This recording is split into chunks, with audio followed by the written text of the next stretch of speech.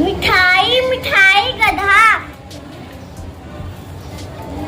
गधा दरख्त के नीचे सुकून से बैठा था।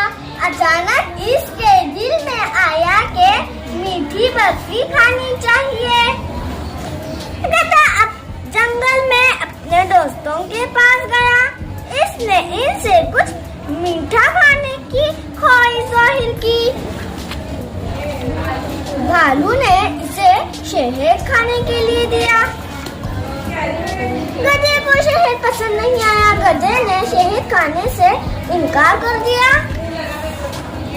खरगोश छलांग लगाता हुआ गाजर ले आया। इसने वो गधे को दिए। गधे को गाजर पसंद नहीं आया। गधे ने गाजर खाने से इनकार कर दिया। इसके बाद